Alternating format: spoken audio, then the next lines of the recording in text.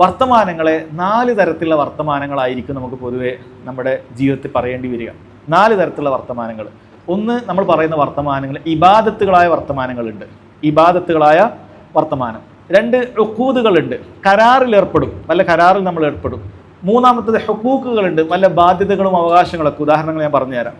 4 സാധാരണഗതിയിൽ നമ്മൾ പറയുന്ന വർത്താനം. ഈ 4 വർത്താനമായിരിക്കും നമ്മൾ എപ്പോഴും എവിടെയെങ്കിലുമൊക്കെ നമ്മൾ നാവ് കൊണ്ട് പറയുന്നത്. അതിലൊന്നാമത്തേത് ഇബാദത്തുകളാണ്. നമ്മളിപ്പോൾ പറയുന്നത് നാവ് കൊണ്ട് സംഭവിക്കുന്ന കാര്യമാണ്. അതിൽ ഇബാദത്തുകളാണ് ഒന്നാമത്തേത്. അവിടെ നമ്മൾ മനസ്സിലാക്കുക, അവിടെ നീയത്ത്, അങ്ങനെയാണ് ഈ പറയുന്ന കാര്യത്തിലൊക്കെ നീയത്തുമായിട്ടുള്ള ബന്ധം എന്നാണ് പറയുന്നത്. അവിടെ നീയത്ത് ഷർത്താണ്. ഇബാദത്തുകളായിട്ടുള്ള സംസാരമാണ് സംസാരിക്കുന്നതെങ്കിൽ നീയത്ത് അവിടെ ഷർത്താണ്. ഏതുപോലെ നമ്മൾ നിസ്കാരത്തിലേക്ക് പ്രവേശിക്കുമ്പോൾ അല്ലാഹു അക്ബർ എന്ന് പറയും. എന്താണത്? തക്ബീറത്തുൽ ഇഹ്റാമാണ്. അത് തക്ബീറത്തുൽ ഇഹ്റാമിന് വേണ്ടിയിട്ടാണ് ഞാൻ കൈകെട്ടിയത് എന്നുള്ള നീയത്ത് അവന് വേണം.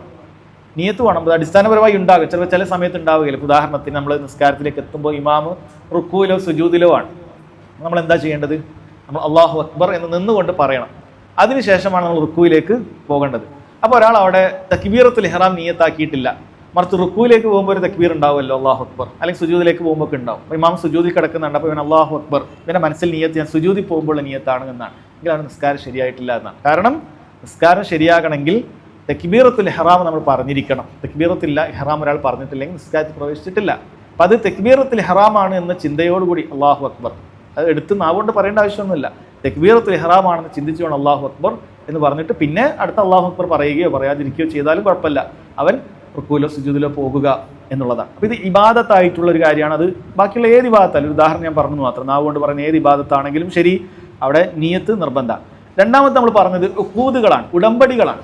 ഉടമ്പടികളുടെ കാര്യത്തിൽ പണ്ഡിതന്മാർ പറയാറുള്ളത്, ഉടമ്പടികൾ പറയുമ്പോൾ നമ്മൾ ചില സമയത്ത് നമ്മൾ സരീഹായിട്ട് നേർക്ക് നേരെ തന്നെ ഉടമ്പടികൾ പറയും, ആ വാക്കുകൾ എന്ന കാര്യം പറയും.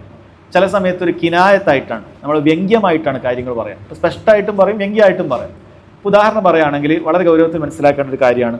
ഇപ്പോൾ അത്തരത്തിലെ അക്ദുകളിൽപ്പെട്ട ഒരു കാര്യമാണ് അക്ദുൻ നിക്കാഹ്, അല്ലെങ്കിൽ അക്ദ് തലാഖ്, തലാഖിൻ്റെ ഉടമ്പടി അല്ലെങ്കിൽ നിക്കാഹിൻ്റെ ഉടമ്പടി എന്നൊക്കെ പറയുന്നത്. അപ്പോൾ അവിടെ തലാഖിൻ്റെ വിഷയത്തിൽ പറയുകയാണെങ്കിൽ വളരെ ഗൗരവത്തിൽ ശ്രദ്ധിക്കേണ്ട കാര്യമാണ്. അതൊരു ഉടമ്പടിയുടെ വാക്കാണ്, അതൊരു ഉടമ്പടിയുടെ അക്ദിൻ്റെ കൂട്ടത്തിൽ ഉൾപ്പെടുത്തുന്ന കാര്യമാണ്.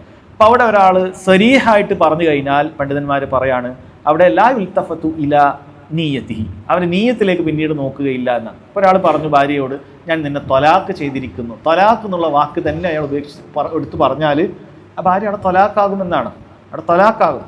ഞാൻ അങ്ങനെ നീയത്താക്കിയിട്ടില്ല, ഞാൻ വെറുതെ പേടിപ്പിക്കാൻ പറഞ്ഞതാണ് എന്നതിലേക്ക് നോക്കുകയില്ല. ഇസ്ലാമിക ഭരണകൂടത്തിൻ്റെ കോടതിയിലേക്ക്, ഖാദിയുടെ മുന്നിലേക്ക് എത്തി, നീ എന്താ വാക്ക് പറഞ്ഞത്? ഞാൻ തലാക്ക് ചെയ്തിരിക്കുന്നു, കഴിഞ്ഞു, നിൻ്റെ 1ാം തലാക്കായി, നിനക്ക് ഇനി വേണമെങ്കിൽ റാജഅത്ത് തിരിച്ചെടുക്കാം, ഒറ്റ തലാക്കാണ് തിരിച്ചെടുക്കാം, അല്ലെങ്കിൽ നിൻ്റെ തലാഖൊന്നും ആയിരിക്കുന്നു എന്നാണ് ഇതിൻ്റെ അർത്ഥം. അപ്പോൾ വളരെ ഗൗരവമുള്ളതാണ്. തലാക്ക് ചെയ്തിരിക്കുന്നു എന്നുള്ള വാക്ക് പറയാനേ പാടില്ല, തലാക്ക് ചെയ്തിരിക്കുന്നു എന്നുള്ള വാക്ക് പറയാൻ പാടില്ല. എന്നാൽ ഒരാൾ പറഞ്ഞത് അങ്ങനെയല്ല, ഞാൻ നിൻ്റെ കാര്യം തീർത്തിരിക്കുന്നു, നിൻ്റെ കാര്യം തീർത്തിരിക്കുന്നു, അതല്ലെങ്കിൽ നിൻ്റെ വീട്ടിലേക്ക് പോയിക്കോ, നീയായിട്ട് ഞാൻ ബന്ധമില്ല, ഇങ്ങനെയുള്ള വർത്താനൊക്കെയാണ് ഒരാൾ പറഞ്ഞത്. ഇത് തലാഖിൻ്റെ വാചകങ്ങളല്ല. ഇവിടെ പണ്ഡിതന്മാർ പറയുന്നത് അവിടെ യുൽതഫത്തു ഇലാ നിയത്തിഹി, അതിൻ്റെ നീയത്തിലേക്ക് നോക്കൂ. ആ നീയത്ത് എന്തായിരുന്നു? നീ ഇത് പറയുമ്പോൾ എന്തായിരുന്നു നീയത്ത്? നിൻ്റെ കാര്യം തീർത്തു എന്ന് പറയുമ്പോൾ നീ വെറുതെ എന്താണ് നീയത്താക്കിയത്? അങ്ങനെ തൊലാഖിനാണ് നീയത്താക്കിയത് എങ്കിൽ അത് തൊലാഖായിട്ട് പരിഗണിക്കപ്പെടും. ഇത് നമ്മൾ മനസ്സിലാക്കിയിരിക്കേണ്ട കാര്യമാണ്. കാരണം ഇത് ദീനാണിത്. നമുക്ക് നമ്മുടെ മനസ്സിനെ എന്തെങ്കിലും തെറ്റിദ്ധരിപ്പിച്ചതുകൊണ്ട് മുന്നോട്ട് പോകാൻ സാധിക്കില്ല. ദീനിൽ ഇങ്ങനെയാണ് അതിൻ്റെ നിയമം. പിന്നീട് നീ ജീവിക്കുകയാണെങ്കിൽ, നീ അവളെ തിരിച്ചെടുക്കാതെ ജീവിക്കുകയാണെങ്കിൽ അത് വലിയ അബദ്ധമാണ്. അതുകൊണ്ട് എന്ത് ചെയ്യണം? അത് വളരെ ഗൗരവത്തിൽ മനസ്സിലാക്കിയിരിക്കേണ്ട കാര്യമാണ്. ഇതൊക്കെ ഉഖൂദുമായി ബന്ധപ്പെട്ട, ഉടമ്പടികളുമായി ബന്ധപ്പെട്ട കാര്യമാണ്. അതിനുശേഷം പിന്നീട് പറഞ്ഞിട്ടുള്ളത് ഹുഖൂഖുകളാണ്. നമ്മൾ സാധാരണ പരസ്പരം ഒരുപാട് അവകാശങ്ങളും മറ്റുമൊക്കെ ഉണ്ട്.